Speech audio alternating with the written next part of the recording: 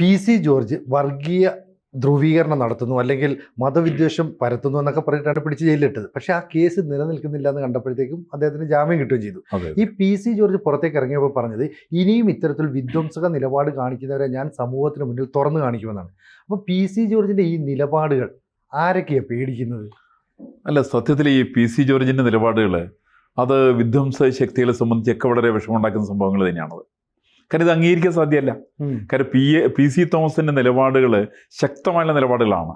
ഒരു വിഷയത്തെ സംബന്ധിച്ച് തനിക്ക് താൻ വിശ്വസിക്കുന്ന വിശ്വാസ പ്രമാണങ്ങളിൽ അടിയുറച്ച് നിന്നുകൊണ്ട് തനിക്ക് പറയേണ്ട കാര്യങ്ങൾ വ്യക്തമായിട്ട് സ്പഷ്ടമായിട്ടും പറയുന്ന ആളാണ് PC ജോർജ്. അത് ചിലപ്പോൾ നമുക്ക് ഇഷ്ടപ്പെട്ടു എന്ന് നിർബന്ധമില്ല. അതുകൊണ്ട് ഈ PC ജോർജിന് ഒരുപക്ഷെ അദ്ദേഹത്തിന് എന്താണ് അദ്ദേഹത്തിൻ്റെ ലിമിറ്റ് എന്ന് ചോദിച്ചാൽ അപ് ടു സ്കൈ എന്നാണ് എനിക്ക് പറയാനുള്ളത്. അദ്ദേഹത്തിൻ്റെ അതിർത്തി ആകാശമാണ്. അദ്ദേഹത്തിന് പലതിനും സാധ്യതയുണ്ട്. ഒരുപക്ഷെ കേരളത്തിലെ ജനങ്ങളൊരു ഇന്നിപ്പോൾ നമ്മുടെ മുഖ്യമന്ത്രിമാരൊക്കെ വെച്ചിട്ട് ഒരു വലിയൊരു മത്സരം നടത്തുകയാണെന്നുണ്ടെങ്കിൽ എനിക്ക് തോന്നുന്നു PC ജോർജ് ആയിരിക്കും ഒന്നാം സ്ഥാനത്ത് വരിക. നമ്മൾ കേരളത്തിൽ മുഖ്യമന്ത്രിമാരെ നിലപാട് നോക്ക്. ഈ കേരളത്തെ കഴിഞ്ഞ 57 തുടങ്ങിയിട്ട് കേരളം ഭരിച്ചിട്ടുള്ള മുഖ്യമന്ത്രിമാരുടെ നിലവാരം നോക്കി കഴിഞ്ഞിട്ടുണ്ടെങ്കിൽ കേരളത്തെ നശിപ്പിച്ചതിൽ മുഖ്യമന്ത്രിമാർക്ക് പങ്കുണ്ട്. പിണറായി വിജയന് മാത്രമല്ല പങ്കുള്ള കാര്യത്തിൽ. പിണറായി വിജയന് പങ്കുണ്ട്, VS അച്യുതാനന്ദന് പങ്കുണ്ട്. VS അച്യുതാനന്ദനെ അവിടെ മൂന്നാറിൽ ഒഴിപ്പിക്കാൻ കൊണ്ടുപോയല്ലോ. അവർക്ക് ഗതി ഇപ്പം എന്താ? ആ പറയുന്ന IAS IPS ഉദ്യോഗസ്ഥന്മാരുടെ ഫോറസ്റ്റ് ഓഫീസർ പോലും ശമ്പളം മേടിക്കലല്ല എപ്പോഴും. അറിയാമോ? അവിടുത്തെ റേഞ്ചറായിരുന്ന ആള്. ഇതൊക്കെ VS അച്യുതാനന്ദൻ വരുത്തി വെച്ച വിനകളാണ്. അതിന് മുമ്പുണ്ടായിരുന്ന EK നായനാര് ചിരിപ്പിച്ച് മണ്ണ് കപ്പി എന്നിച്ചിട്ട് കാര്യമൊന്നുമില്ല. അദ്ദേഹം സ്വന്തമായി ഇത്രയും രാഷ്ട്രീയ വക്രത കാണിച്ച മറ്റൊരു മനുഷ്യൻ EK നായനാരെ പോലെ ഉണ്ടാവില്ല. അത് EMS തുടങ്ങിയിട്ട് എങ്ങനെയാണ്? കേരളം കണ്ടിട്ടുള്ള ഏറ്റവും മോശമായിട്ടുള്ള മുഖ്യമന്ത്രിയുടെ പേരെന്താണെന്ന് എന്നോട് ചോദിച്ചിട്ടുണ്ടെങ്കിൽ എനിക്കൊരു സംശയമില്ല, ശങ്കരൻ നമ്പൂതിരിപ്പാടാണ്. അദ്ദേഹത്തിൻ്റെ മന്ത്രിസഭ നിങ്ങൾ എടുത്തു നോക്ക്. പണ്ഡിറ്റ് ജവഹർലാൽ നെഹ്റുവിൻ്റെ മന്ത്രിസഭ പോലെയാണ്. പണ്ഡിറ്റ് ജവഹർലാൽ നെഹ്റുവിൻ്റെ മന്ത്രിസഭയിൽ BR അംബേദ്കർ ഉണ്ടായിരുന്നു, ശ്യാം പ്രസാദ് മുഖർജി ഉണ്ടായിരുന്നു, ആചാര്യ കൃപലാനി ഉണ്ടായിരുന്നു, TT കൃഷ്ണമാചാര്യ ഉണ്ടായിരുന്നു. എണ്ണപ്പെട്ട ആളുകൾ. ഈ എണ്ണപ്പെട്ട ആളുകളെ വെച്ചിട്ട് ഏറ്റവും മോശം മന്ത്രിസഭ ഒന്നാം മന്ത്രിസഭയായിരുന്നു. സമാനം തന്നെയാണ് 57 EMSൻ്റെ മന്ത്രിസഭ. EMSൻ്റെ മന്ത്രിസഭ ഉണ്ടായ സമയത്ത് കേരളത്തിലെ ആളുകളോട് അരിക്ക് പകരം മക്രോണി കഴിച്ചോളാൻ പറഞ്ഞത് 957 EMSൻ്റെ മന്ത്രിസഭയിലാണ്. അന്നത്തെ കേരളത്തിൻ്റെ ഭക്ഷ്യവകുപ്പ് മന്ത്രിയുടെ പേര് KS ജോർജ് എന്നാ പേര്. KC ജോർജ് കമ്മ്യൂണിസ്റ്റ് നേതാവാ. അരി കിട്ടാനില്ല. ഒരു മാസം ഒരു സാധാരണക്കാരന് ഒരു ദിവസം കൊടുത്തത് 800 ഗ്രാം അരിയാണ് ഒരു മാസം കൊടുത്തത്. ഒരാൾക്ക് 800 ഗ്രാം അരി കൊണ്ട് കഞ്ഞി കുടിക്കാൻ പറ്റുമോ? കഞ്ഞി വെള്ളം കുടിക്കാൻ പറ്റുമോ? അങ്ങനെയുള്ള സമയത്ത് EMSൻ്റെ അത്രയും മോശം ഭരണമാണ് EMSൻ്റെ. നിവൃത്തിയില്ല ജീവിക്കാൻ വേണ്ടിയിട്ട് ആളുകൾക്ക്. അത്രയും പെടാപ്പാട് പെട്ടിരുന്ന നാടാണ് കേരളം. ആ EMSൻ്റെ സമയത്താണ് വിദ്യാഭ്യാസ ബില്ല് വന്നത്. ആ വിദ്യാഭ്യാസ ബില്ല് എന്താ? നമുക്ക് ചിലപ്പോൾ തോന്നുന്നു വിദ്യാഭ്യാസ ബില്ലിൻ്റെ പേരിലാണ് ജനങ്ങൾ സമരം നടത്തി EMS താഴെ ഇറക്കി മന്ത്രിസഭയെ പിരിച്ചുവിട്ടു. മന്ത്രിസഭയെ പിരിച്ചുവിട്ടത് പണ്ഡിറ്റ് ജവഹർലാൽ നെഹ്റുവിൻ്റെ വിവരക്കേടെന്നുള്ള വേറെ വശം. അദ്ദേഹത്തിന് ജനാധിപത്യത്തിൽ യാതൊരു വിശ്വാസവും പണ്ഡിറ്റ് ജവഹർലാൽ നെഹ്റുവിനില്ല. ആ ജനാധിപത്യത്തിൽ വിശ്വാസമില്ലാത്തതുകൊണ്ടാണ് മന്ത്രിസഭയെ പിരിച്ചുവിട്ടത്. അല്ലായിരുന്നെങ്കിൽ 57 തുടങ്ങിയിട്ട് 5 കൊല്ലക്കാലം EMS കേരളം ഭരിച്ചാൽ മതിയായിരുന്നു. പിന്നെ ജന്മത്തിൽ കേരളം ഒരിക്കലും ഒരു കമ്മ്യൂണിസ്റ്റുകാരും ഭരിക്കില്ലായിരുന്നു. അതിനെ കളഞ്ഞത് പണ്ഡിറ്റ് ജവഹർലാൽ നെഹ്റുവാണ്. EMSൻ്റെ ഭരണത്തിലെ വിദ്യാഭ്യാസ ബില്ലെന്ന് പറഞ്ഞാൽ ക്രൈസ്തവ സഭയുമായിട്ടുള്ള ഒത്തുതീർപ്പ് ബില്ലാണ്.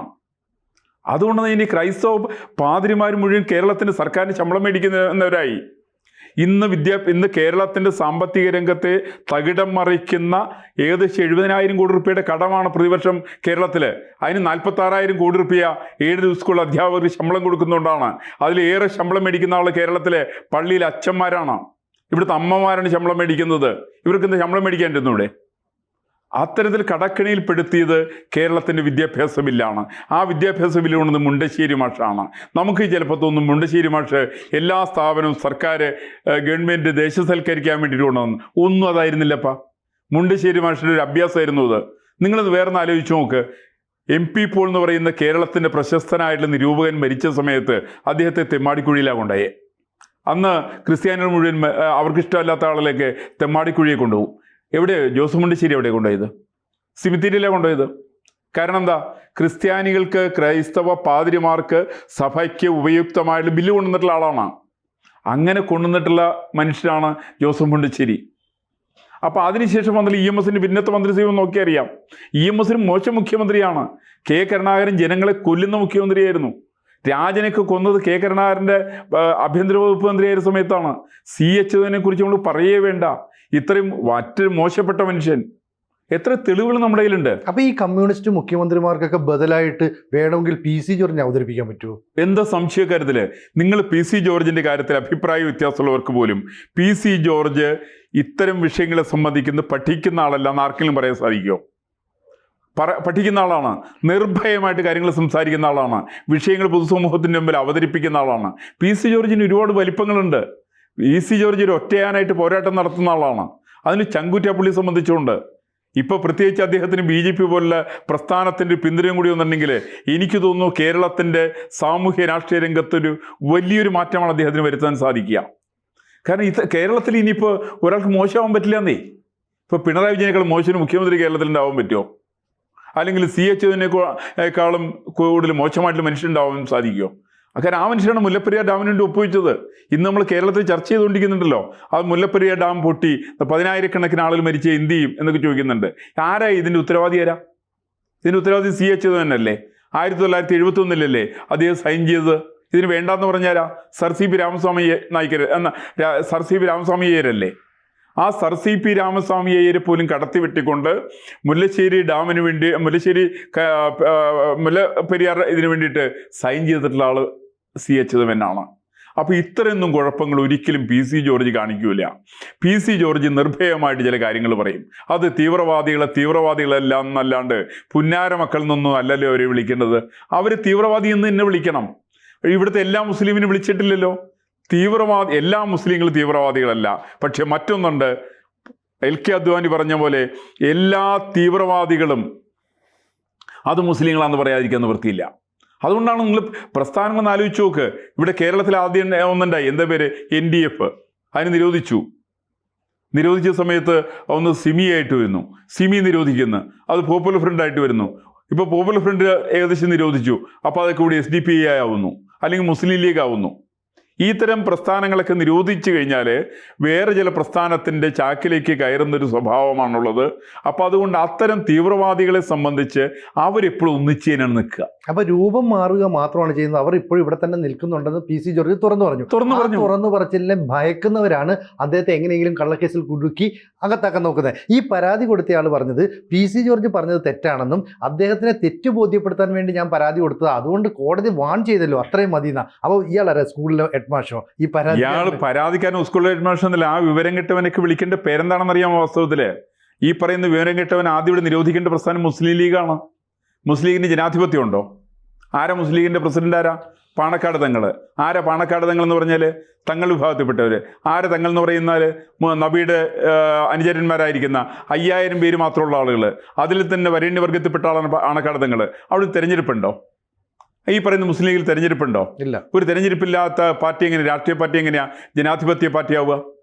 അതിൽ തങ്ങളല്ലാത്ത ആരെങ്കിലും ഏതെങ്കിലും ഒരു കോയയ്ക്കോ അല്ലെങ്കിൽ ഏതെങ്കിലും ഒരു മറ്റേ ഒസാനോ അല്ലെങ്കിൽ ഒരു റാവുത്തർക്കോ ആർക്കെങ്കിലും ഒരാൾക്ക് മുസ്ലിം ലീഗിൻ്റെ പ്രസിഡന്റ് ആകാൻ പറ്റുമോ? ഈ പറയുന്ന യുവ നേതാവെന്ന് പറയട്ടെ, ആ പാർട്ടിയിൽ നിന്ന് ആക്കാൻ സാധിക്കുമോ? അങ്ങനെ ആക്കാൻ പറ്റൂലല്ലോ. കാരണം അങ്ങനെ ആക്കി കഴിഞ്ഞാൽ ഇവനെ കണ്ണാക്കി പിരിവിട്ടും ആ ചോദ്യമൊക്കെ ചോദിച്ചാൽ. ഇപ്പം മറിച്ച് PC ജോർജിനോട് ചോദ്യങ്ങളൊക്കെ ചോദിക്കാൻ ഇദ്ദേഹത്തിന് ധൈര്യം വരുന്നത് ഇന്ത്യയിലെ ജനാധിപത്യം നിലവിലിരിക്കുന്നുണ്ട്, അതുകൊണ്ടാണ് ചോദ്യം ചോദിക്കുന്നത്.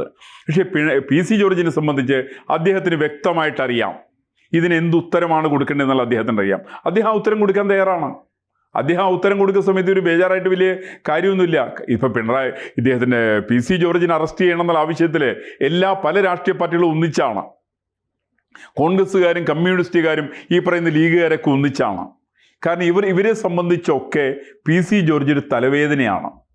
സത്യമായിട്ട് സംസാരിക്കുന്ന ആളാണ്, നിർഭയമായിട്ട് സംസാരിക്കുന്ന ആളാണ്. ഈ നിർഭയത്തെ ഇവർക്ക് അംഗീകരിക്കാൻ സാധിക്കില്ല. അപ്പോൾ ഇവരെല്ലാവരും വലിയ സത്യത്തിൻ്റെ അപ്പോസ്തലന്മാരായിട്ട് നമ്മുടെ മുമ്പിൽ രംഗപ്രവേശനം ചെയ്യും. ഇതൊന്നും പൊതുസമൂഹം അംഗീകരിക്കില്ലപ്പാ. വല്ല പണി നോക്കാൻ പറയും ഇവരോടൊക്കെ പോയിട്ട്. ഈ പറയുന്ന യൂത്ത് നേതാവ് കേസ് കൊടുത്തിട്ട് ഇയാൾ ഇനി വേണ്ടി കേസ് കൊടുക്കേണ്ട ധൈര്യം ഉണ്ടെങ്കിൽ ഇങ്ങനെ പറയും. ഈ പറഞ്ഞു കഴിഞ്ഞാൽ ഇത്തരം എന്തെങ്കിലും കാര്യങ്ങൾ പറഞ്ഞാൽ കോടതി കൊണ്ട് കേസ് കൊടുത്താൽ എത്ര ദിവസത്തേക്കാണ് റിമാൻഡ് ചെയ്യാൻ സാധിക്കുക? 14 ദിവസത്തേക്ക്. എത്രാം ദിവസം പുറത്തേക്ക് ഇറങ്ങി? 4-ാം ദിവസം അല്ലെ 5-ാം ദിവസം. ഇതൊന്നും ഒരു രാഷ്ട്രീയക്കാരനെ സംബന്ധിച്ച് ഒരു വിഷയമല്ല. ആകെ എടുത്തത് ഒരു വിവരം കേട്ട പോലീസുകാരൻ വന്നിട്ട് കേസെടുത്തു എന്നുള്ളത് മാത്രമേ ഉള്ളൂ. കാരണം അത് രാഷ്ട്രീയ താല്പര്യത്തിന് മുൻനിർത്തിക്കൊണ്ടാണ്. ഈ തരത്തിൽപ്പെട്ട പോലീസുകാരെ കേസെടുത്തിട്ടുണ്ടെങ്കിൽ അതിനെയൊക്കെ നിലക്കി നിർത്താൻ വേണ്ടിയിട്ട് ജനാധിപത്യ സംവിധാനങ്ങളുടെ അടിസ്ഥാനത്തിൽ PC ജോർജിനെ സംബന്ധിച്ച് സാധിക്കും. അതിനിപ്പോൾ അവർ അങ്ങനത്തെ ഒരു സാഹചര്യമാണ് നിലവിലുള്ളത്. അപ്പോൾ അല്ലെങ്കിൽ ഇവർ ആർക്കെതിരായിട്ട് പണ്ടും കേസെടുത്തിട്ടുണ്ടപ്പോൾ എല്ലാ സ്റ്റേറ്റിലും എടുത്തിട്ടില്ലേ? ഇവിടുത്തെ പത്രമാധ്യമങ്ങളോ അല്ലെങ്കിൽ ചില രാഷ്ട്രീയക്കാരൊക്കെ എതിർത്തു എന്ന് വിചാരിച്ചിട്ട് അങ്ങനെ ഇന്ത്യൻ പ്രധാനമന്ത്രിയായിട്ട് ഇദ്ദേഹം നരേന്ദ്രമോദി വരില്ലായിരുന്നല്ലോ. അത്രയ്ക്ക് എതിർപ്പായിരുന്നില്ലേ? നരേന്ദ്രമോദി അമേരിക്കയിൽ പോകാൻ പാടില്ല, ഞങ്ങളെ കൂടി കൂട്ടായിട്ട് പറയും, ഇന്ത്യയിൽ ജനാധിപത്യമില്ല, ഇവിടെ UP-യിൽ ജനാധിപത്യമില്ല എന്നൊക്കെ ഒരു മാധ്യമ സഹോദരി പോലും വിളിച്ചു കൂവിയെ നടന്നിരുന്നു ഇവിടെ. അതിൻ്റെ അവസാനം എന്തുണ്ടായത്? ഈ പറയുന്ന വിളിച്ചുകൂവലൊന്നും ഇവിടെ ആരും ഗൗനിക്കുന്നില്ല. അതിനിവിടെ യാതൊരു സാധ്യതയില്ല. ഇവിടുത്തെ സാധ്യത ജനാധിപത്യത്തിൽ അടിയുറച്ചു നിന്നുകൊണ്ട് കേരള സംസ്ഥാനത്തിൻ്റെ സമസ്തമായിട്ടുള്ള വികസനമാണ് അനിവാര്യം. അതിന് സാധിക്കുന്ന എനിക്ക് തോന്നുന്നു ഒരുപക്ഷെ PC ജോർജിന് സാധ്യതയുണ്ട്. അത് PC ജോർജിന് സാധിക്കും. PC ജോർജ് ഒരുപക്ഷെ ഇതിൻ്റെ രണ്ടാം ഘട്ടത്തിൽ വരാൻ സാധിക്കുന്നത് അദ്ദേഹം ഇത്തരത്തിൽ നേതൃപരമായിരിക്കുന്ന ഒരു വലിയൊരു പങ്ക് അദ്ദേഹത്തിന് നിർവഹിക്കാൻ വേണ്ടി സാധിക്കുന്നതാണ് എൻ്റെ വിശ്വാസം. ഇരിക്കുന്നതാണ്. അതായത് ഈ തീവ്രവാദ നിലപാടുകളുമായി നിൽക്കുന്നവർ PC ജോർജിനെതിരെ ഇപ്പോൾ വാളെടുത്തവരൊക്കെ കരുതിയിരുന്നു കൂടുതൽ ശക്തനായി PC ജോർജ് പുറത്തേക്ക് എത്തിയിട്ടുണ്ട് എന്ന് മനസ്സിലാക്കാം, അല്ലെ? എന്ന് മനസ്സിലാക്കാം. വേറെ നരേന്ദ്രമോദിയാണ്, കേരളത്തിന്റെ നരേന്ദ്രമോദിയാണ് PC ജോർജ്. അതേപോലെ തന്നെ ഊതിക്കാച്ചിലെ പൊന്നുപോലെ തിരിച്ചു വരും. കൂടുതൽ വാർത്തകളും വിശേഷങ്ങളും നിങ്ങളിലേക്ക് എത്താൻ ABC മലയാളം സബ്സ്ക്രൈബ് ചെയ്യുക, ബെൽ ബട്ടണും അമർത്തുക.